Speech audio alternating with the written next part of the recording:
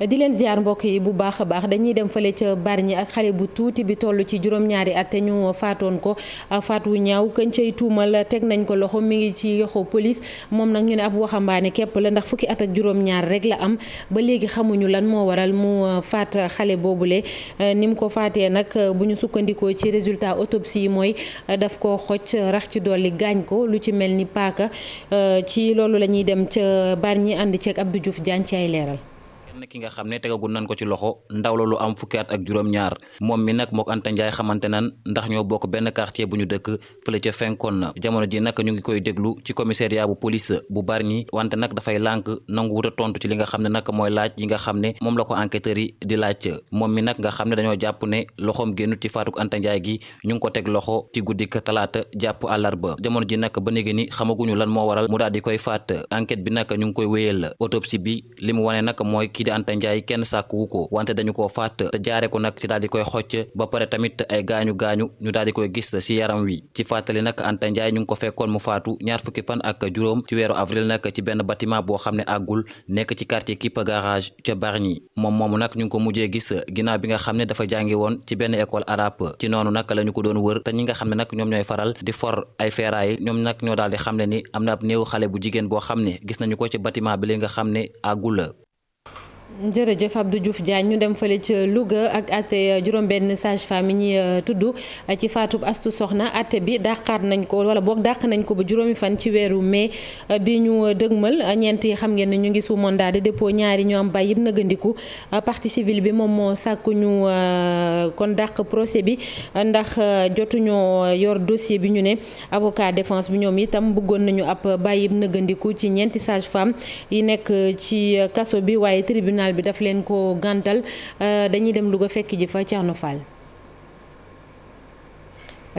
mu mel ni noppeegul du ñàkk kon laata ñuy jeexal ñu ànd ci ak moom ñu ngi leen ko doon wax sànq tey jile musique bu Sénégal xëy ak ab naqar tiis ak faatu Rudy Gomis bokkoon ci orchestre Baobab nekkoon kàngam ci li muy def ñu ràññee ko bu baax a baax mi ngi wuy ji sunu borom ci guddi démb jàpp tey jile fële ca diwaanu Ziguinchor dañ ci ànd ak Chérif Dia.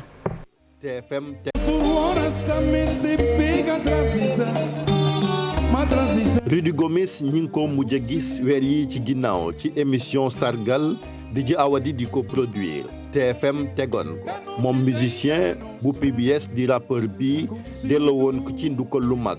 bis boobu ci lañ gën a xam kii di Rudy Gomis moom ci boppam ñëw ci jaar-jaaram rawatina carrière am ci wàllu musique waa PBS ci ndukkal loolu reprendre noonu ay wayu bareem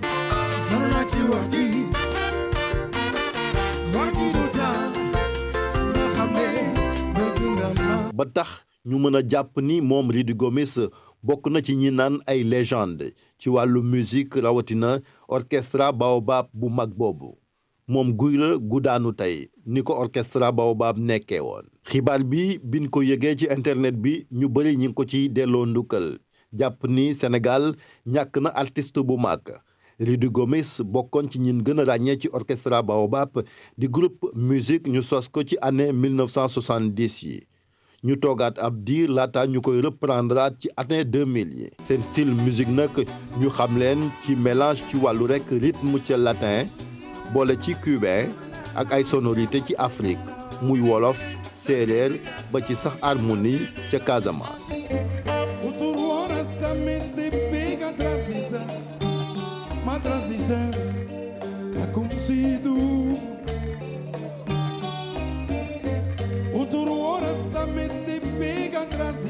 wàllu aada ak cosaan it bokkoon ci rawatina muy ci Afrique subsaharienne ba ci Maghreb rax ci jazz ci jamono ji ñu jooyee Balla Sidibé te noppee guñu moom it bokkoon ci orchestre Baobab génn àdduna ñaar fukki fan ak juróom-ñeent ci weeru juillet ci atum 2020 ci lan ñàkkaat ku mag muy Rudy Gomis moom Rudy Gomis bokkoon kon ci orchestre Baobab way yin ci gën a ràññeeku bokk na ci gattax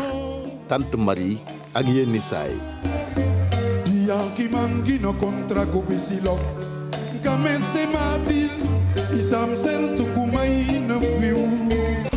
mu di ab perte bu mag a mag ci musique bu Sénégal rawatina ci orchestre Baobab ñu wax ci liggéeykat yi nekkoon ci biscuiterie Wexbe muy usine bi ñu doon defaree biscuit ñoom nag ñu ne noppi dafa jeex ndax fukki at ak ñaar ginnaaw bañ leen dàqee ba léegi ñu ngi laaj ñu jox leen xaalis bañ leen waroon a jox loolu muy ay kàddu ñu yëkkati ci benn assemblée générale bu ñu doon amal fële ca Pikine dañu ci déglu Ousseynou Bodiong moom moo yore seen kàddu ci micro Abdoulaye Anne. suñu dossier depuis 2010 ba léegi mu ngi ci ëttu attekaay bi ñu naan ko tribunal boobu ba léegi nag ñu ngi ci daw di ci wax waaye mu nekk nag jafe-jafe bu métti si ñun mel ni ñun nekkuñu ay sénégalais wala nekkuñu doomu réew mi boobu ba léegi nag ñu nga cay dox di ca wax waaye mbir mi nag nekk si ñun loo xamante ni lu métti la lu jafe la ak fi jamono toll ba tax na tey dañu woo monsieur le président Macky Sall di ko wax ne doomu réew mi ñu ngi lay tàllal loxo te di la yëgal it di la wax ne ñu ngi dund jafe-jafe yu métti doon liggéey ci benn entreprise bu ñuy wax biscuiterie Wexbe amoon ay négociation yoo xamante ni protocole d'accord la woon bañ ko defee ñu signé ko war ko appliquer ci gàttal mu xëy benn jour licence ñun ñëpp presque 50 juróom fukki nit ak ñeent. ñeneen liggéeykat yu jàpp ne dañoo nekk ci ay jafe-jafe muy ñi liggéey ci wàllum tourisme ñu ne nag seen secteur boobule ba tey dafa am ay jafe-jafe ngir génn ci li mu nekk ginnaaw Covid bi ak yeneen nit tumuranke yoo xam ne ñu ngi koy dund ñu jàpp ni député yi ci boppam sax nekk ci assemblée nationale lijjanti wuñ leen ba tax na am na ñenn ci ñoom dañoo fas yéene bokk ci élection législative yi ndax buñ demee ci assemblée nationale ba ñu mën faa teewal seen i mbokk wax ci seen i jafe-jafe boo liggéey moom moo yore kàddu bés bi ci micro Abdourahmane Diallo ak Mamadou Gueye ca ndaje ban doon amal ca Mbour. C'est la première fois dans l'histoire touristique du Sénégal acteurs du tourisme du Sénégal bëgg am ay représentants au niveau de l'hémicycle jot nañu it sunu gox yi nga xamante ne kenn ku ci ne am na fañ cay yëngatu ñoom ñëpp sentir nañ nécessité bi ne war nañoo jóg pour bokk ci ñi nga xamante ne ñoo fay taxawal sunu ministère. ñoo fay taxawal secteur du tourisme bi nga xamante ne tey ñun ñëpp ci la ñuy yëngu. Nous avons toujours été laissés en rade ci yenn préoccupations yi ci yenn engagement yi lu ci ne chaîne de valeur bi mos cee gis boppam ndax chaque fois bu ñu demee assemblée dañuy gis les députés xarañu ci tourisme du ñu mën a intervenir amuñu fa benn tey député boo xamante ne réellement mën naa wax ci tourisme moo tax nag ñu jël décision ne vraiment il est temps que les acteurs du tourisme impliqués wu ci processus yi nga xamante ne mu ngi am pour ñu am suñuy représentants au niveau de l'hémicycle. dañu bëgg njabootu tourisme gën a lëkkaloo gën a dëgër ndax kenn ku ne gis na ne bi Covid bi ñëwee bi ñu dajaloo gis nañ doole ji kon jàpp naa ne dañu war a continuer processus boobu. législative yooyu mu tudd mi ngi wéy di indi coow ba léegi fale ca Ndar moom yenn ci ay patriote maanaam ñu bokk ci Pastef dañoo féewaloo ndax yenn ci ay responsable dañoo àndul benn yoon ci kenn ku ñu investir ci liste yi ñu ne nag na parti bi jooyanti ci ni mu gën a gaawee ñoom dañoo gis sax ni ñenn ñi ay yëfu yaama neex moo tax ñuy nekk ci liste yooyu le Mame Diarra Sow moom moo yore seen kàddu ci micro Ousseynou Diop ak Habib Seck. kooku dem ci suñu tur ñun assemblée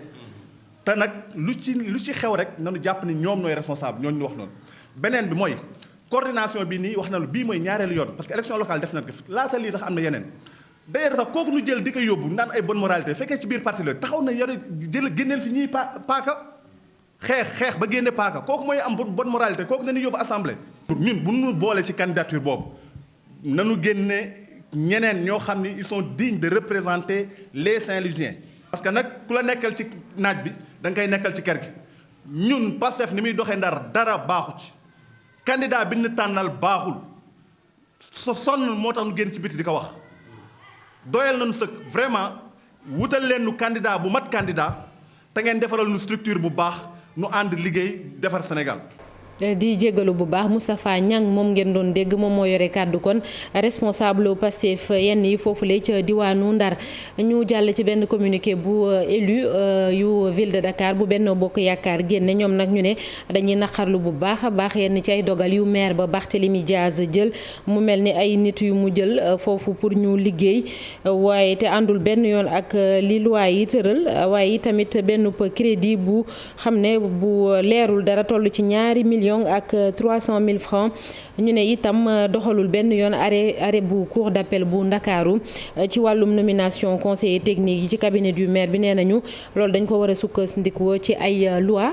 lu ci mel ni décret numéro 2020-30 bu 8 janvier 2020 moom mi wax organigramme collectivité territoriale yi maanaam nañuy doxee ak ñan ñoo ci war a liggéey nee nañu poste yooyu Barthélémy Diaz créé amul benn boo xamante ni wax nañ ko ci décret boobule rax ci dolli cour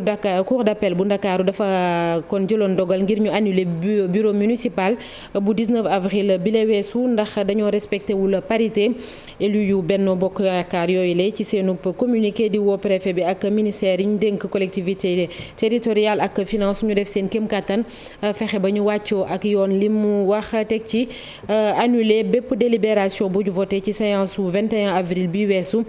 communiqué bi nag ki jiite groupe élu yu Benno Bokk Yaakaar ci ville bu Dakar moom moo ko signé.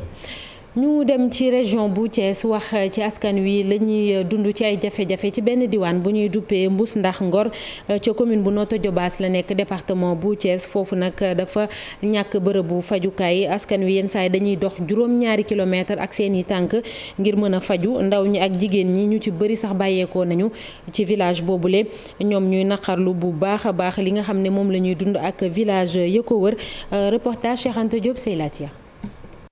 Mbus Ndax Ngor dëkk la bu nekk ci diggante commune Tasset ak Ngunjaan dëkk bi dugg fa lu jafe la suuf si bari na amuñu benn jumtukaay askan wi fii de nee nañu sonn nañu ndaxte amuñu fu ñu fajoo. Comme vous l'avez très bien constaté, ici nous sommes dans la zone rurale et on parle de santé. mais yow yaa ko gisal sa bopp gis nga fii nu mu ruqee sori amuñu fenn fu ñu mën a faju askan wi dañuy dox juróom-ñaari kilomètre dem ci diggante Ngunjaan ba Ceneba ngir mën a faju la ñu fi tabaxal case de santé teyit daanaka ndaw ñi kenn amu ci looy yëngu ba tax ñu ci bëri de génn nañ dëkk bi. population yi rawatina les chefs de village yi nga xamante ne ñoo fi joxe suuf parce que ñu maman yu fi nekk boo demee Dakar ñooy nekk ci mbedd bi di foot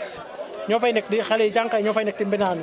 boo tax ne dëkk bi amatu benn activité boo ñëpp daaw na uti Dakar vraiment projet bi dafa ñëw à temps pour ñu mën a développer zone bi ñun nag en tant que doomu gox bi lu ñu mën taxawu du gox bi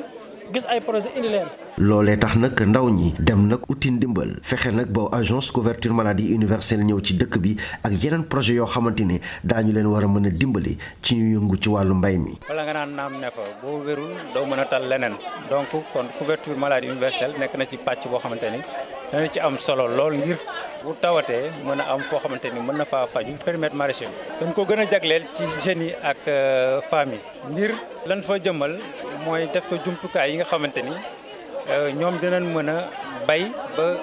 mbay mu oyof. tax na ndaw ñu ci bëri demoon fa mel ni Thiès ak Ndakaaru doon daani seen doole nee na lii de dina tax ñu mën a dellusiwaat ci dëkk bi gën a taxawu seen askan liggéey ñaq jariñu.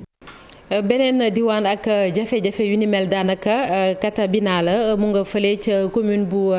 Koulibantang ci département bu Goudomp daanaka ruqe gi mu ruqe rek sax moom moo lëjal askan wi ndax diwaan boobu ñu ràññee ko ci wàllum diine bu baax a baax sax ñàkk nañu ndox bu baax bu ñu mën a jëfandikoo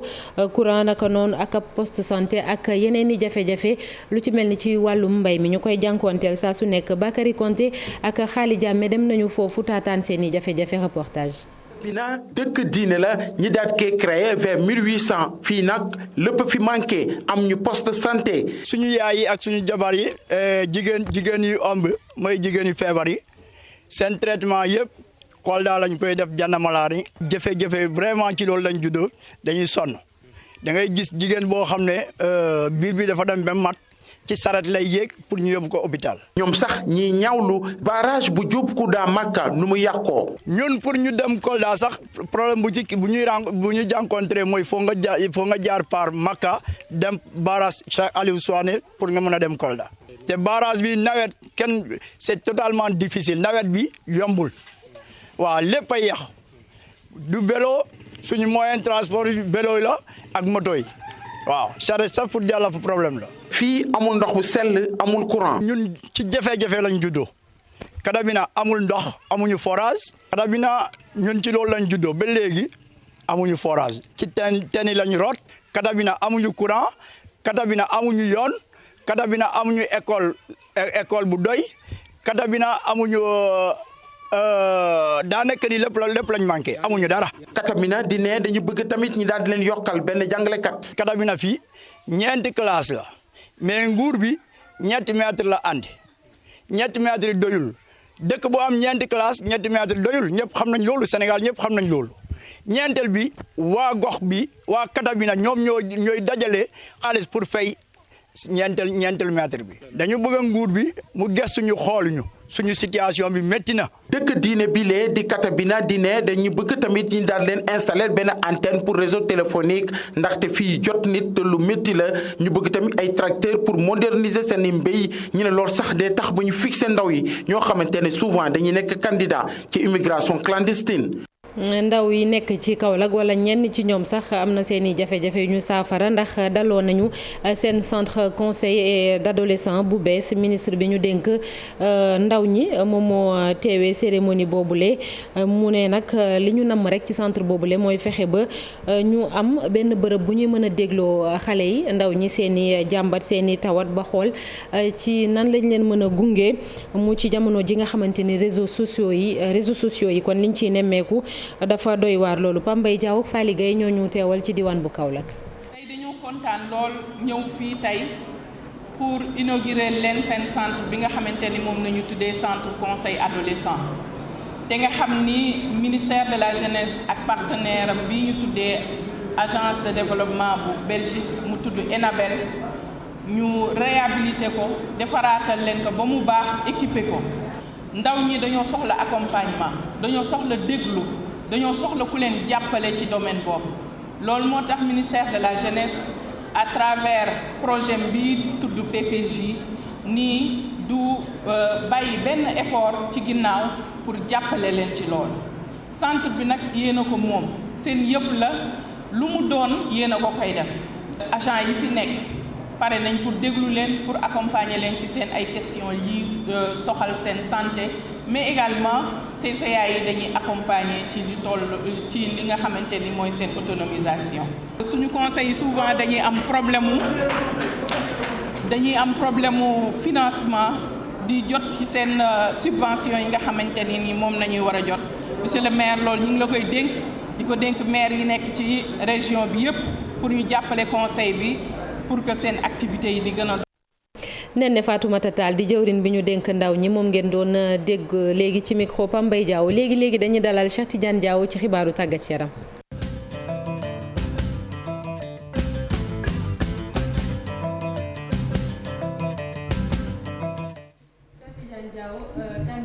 waaye Égypte ñoom ca mondial ba nee nañu dañoo bëgg a dem ca Qatar ci place Sénégal. waaw éliminatoire coupe du monde ginnaaw match bi nga xamee ni fii lañ ko joué woon fii ci Ndakaaru te mu juróon coow lu bari. Égypte daal nee nañu bàyyi ñu fubalu place Sénégal ci coupe du monde ba muy demande boo xamee ni fédération bu Égypte daf ko adressé FIFA Al Alam moom nee na daal li ñu bëgg du lenn lu dul ñu disqualifier Sénégal ñoom ñu dem joué ji ci coupe du monde ba ndaxte match bi dañ ko joué fii ci Ndakaar match retour bi ci atmosphère bu hostile ci seen i gis-gis loolu la ñu wax waaye naata mu mel ni daal fi nekk ni béy wéy na mbuus ndaxte FIFA def na tirage am ba pare te wax dëgg fa yàlla pour ñu dellu si waat ci loolu moom dina jafe. ñu gëm yàlla. ñoom ak waa Algérie ñu wéyal ko ci wàllu football ak Ligue des champions fële ca bitim réew tey jii nag laata match tey bi sax dañuy wax ci bu démb bi amoon ci diggante Real Madrid ak Manchester City recevoir leen fële foofu ci Etihad Stadium daan leen fa a ñeenti bal ci ñett mu doon match bu métti ndaxte Real mëne nañ ko ñaari yoon ci match bi plus de 2 buts waaye mujj nañu dellu si ak Karim Benzema bi nga xam ne ni dafa doublé Manchester City tamit foofu nemmeeku nañ fa butu kii di De Bruyne Gabriel Jesus ak i tamit kii di maanaam seeni attaquant di wuyo Foden. Manchester City nag dinañu dem fii ak semaine maanaam ay bés foofu ca Madrid ngir amal match retour bi. Beneen demi-finale bi nag di am tey jii ci ngoon boobu nag mu intéressé Anfield Liverpool nag di fexe rek nu mu jëlee option bu baax ngir qualifier ci finale bu Ligue européenne des champions. Dañuy dellu ci fii ci Sénégal wax ci Génération Foot ak première édition projet boobu ñu tuddee le ballon un ballon qui nous rassemble maanaam bal bu ñuy boole ndaxte lu toll ci juróom-ñeenti fukki ndaw ay gune yu ndaw yu bawoo ca FC Metz fële ca France fekk ci fii seeni morom yu nekk Génération Foot ab diirub semaine nag ñu nekk ngir partager lu ñuy waxi seeni culture aada passion ak expérience ci wàllub football. Deuxième édition bi ca France nag lañu koy amal foofu ca Metz dañ ciy teewlu Ibou Diouf. ñi nag ñu ngi bàyyi ko FC Metz ca réewu France di ay ndaw yu seen at toll ci fukk ak ñaar jàpp fukki at ak ñeent ñoom ñi ñu ànd ak seeni encadreur ñëw fii ci Sénégal rawatina ca Génération Foot Safonte loo xamante ne dañuy màggal lépp lu aju ci wàllu cosaan ak aada ñaari réew yooyu ak itam wàllu sport rawatina ci wàllu football. C'est 80 jeunes qu'on a. lu toll kon ci juróom-ñett fukki ndaw lan boole ñi bokk ci FC Metz ñi jóge ci Génération Foot ngir lëkkaloo seen biir buñ ca jógee nag mëbët li mooy ay xaritoo am seen biir ñoom su ko defee kon ci wàllu aada ak cosaan ku ci nekk fa nga jóge bokkut wante jaxasoo googu dina tax kon ku ci nekk am loo mën a tibbee sa morom ngir rek ëllëg it ci wàllu njàng yéene boobu daal lan am ci boobu jëflante. muy expérience boo xamante ne délégation bi bàyyi ko Metz ñu ngi koy rafetlu bu baax a baax tey am yaakaar ne dinañ ko wéyal. L'objectif du projet. bébét bi ñu am ci projet bi romb na football bi nga xam ne moom moo ñu boole ñaar fukki at a ngi nii partenariat bi mi ngi am ci diggante Génération Foot ak Metz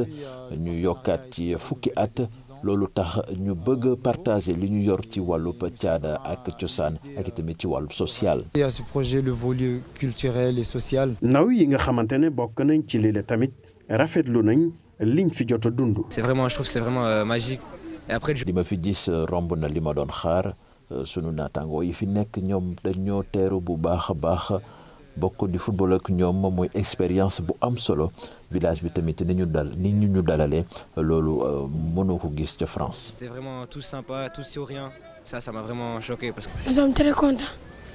et vraiment. am nañu mbégte bu baax jàkkamti tamit dem fekk ji leen foofu ca Metz. nga lay faire notre tour à Metz avec eux. li nag nekkoon première édition projet un ballon te mu dajale ñoo xamante ne rek ñoom ñëpp ñuy yëngu ci wàllu sport rawatina wala football. ñoom nag ñuy yaakaar ne fii ak ay fan yu néew wala sax ay weer yu néew dinañ dem foofee ca Lorraine ngir amalaat beneen édition. voilà première édition boobu nag démb la jeex gune yi jël nañu vol nar a ñibbi tey ji fële ca FC Metz beach soccer la ñuy wax naata ak international sénégalais bi di Raoul Mendy moom nag dafa gagné championnat bu Émirats Arabes Unis ak clubam bi di Al Wasl moom Raoul Mendy ci coupe du monde bi mu ràññeeku woon lool ak équipe nationale bu Sénégal bokk ci meilleur buteur compétition bi. ñu jeexale ko ci wàllu NBA fële ca États-Unis déjà won leen image Jay Morant démb ci diggante Memphis ak Minnesota mooy dënk bu doy waar boo xamee ni mëneeru Memphis bi moom moo ko def loolu tax ba équipe am jiitu Minnesota ñetti victoire ci ñaar waaye sunu compatriote bi di Gorgui Sy Dieng moom ak équipe am bi di Atlanta nag Miami éliminé na leen ci play-off yi loolu tax ba Gorgui Sy Dieng nara maanaam anticiper ay vacances am foofu ca États-Unis soxna naata. C'est dommage pour lui. Merci beaucoup Cheikh Tidiane Diaw. Rendez-vous demain inchallah à partir de 6h30 c'est ça.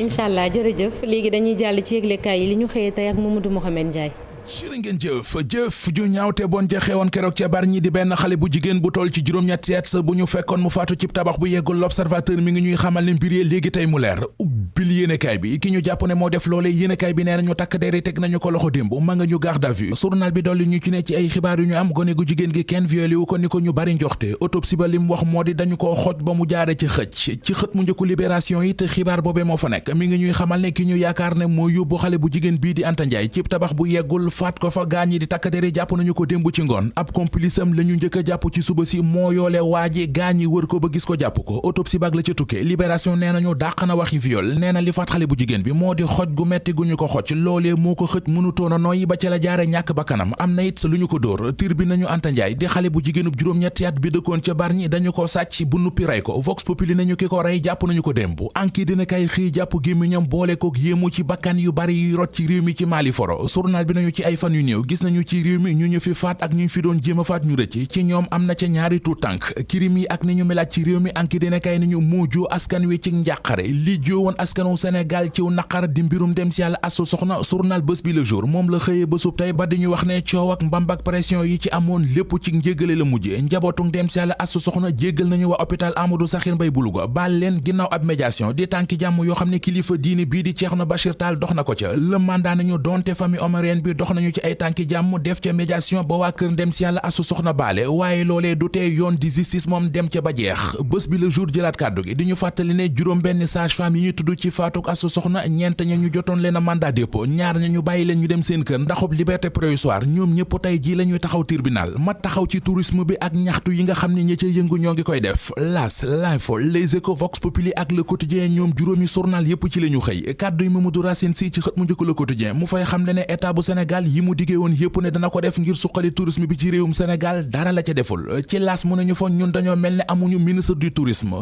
du tourisme bu Sénégal di Aliou Sarr Les Échos nee nañu ñi yëngu ci wàllu tourisme bi jéppi nañu ko nee nañu Aliou Sarr ministre transport aérien la gën a doon ci ministre du tourisme yéenekaay bi dolli ñu ci ne Racine Sy ak ñi mu àndal li ñu bëgg moo dañu teqale séparé ministre tourisme ak ministre transport jël tourisme bi dénk ko beneen ministre ngir mu doxal ko journal L'Info nañu waa FOPITS di kuréel gi jaboote ñi yëngu ci wàllu tourisme nee nañu na ministre Aliou Sarr jublu ci seeni mbir bala ñuy jublu ci ay mbiram nañu jublu ñun ci meneen mbir mu di ci élection législative yi ñu jëm gaa ñi ñoo nga ci parrainage yi bu baax a baax lii quotidien di ko dëggal ci xëtam mu njëkk ba dañuy wax ne ministre microfinance di Zahra Iyane Thiam moom ak ñi mu àndal dajale nañu juróomi junni parrainage 5000 parrain ci Sicap Liberté ngir Benno Bokk Yaakaar ñu bokk daje ji ci Libération lu doy waar yéenekaay bi nee nañu moom la ñu def footballkat bii di Papis Demba Cissé ubbil journal bi 2 milliards di ñaari milliards yu tojul dërëm moom la ñu ko dóor benn l'homme des affaires bu ñu naan Mamadou Diène ñu gën koo xam ci Maadu moo ko ñande lañ set ay projet la ko tegal Papis Demba Cissé dugg ci dugal ci ñaari milliards am ndeke projet waxi kese la ci la footballkat bi porté plainte gaañi mandat d'arrêt international Maadu ba démb la ñu ko jàpp ci aéroport Blaise Diagne. jërëjëf Mamadou Mouhamed Ndiaye sant leen yéen itam ci ànd beeg ñun rédaction bi di leen dig daje incha allah bu 18h40 jotee xibaar yi ci wala 20h en français man ma leen di jox daje ba ëllëg incha allah à partir de 6h30 ci Infos Matin di leen ñaanal ngeen yendu ak jàmm ak programme TFM jërë ngeen jëf.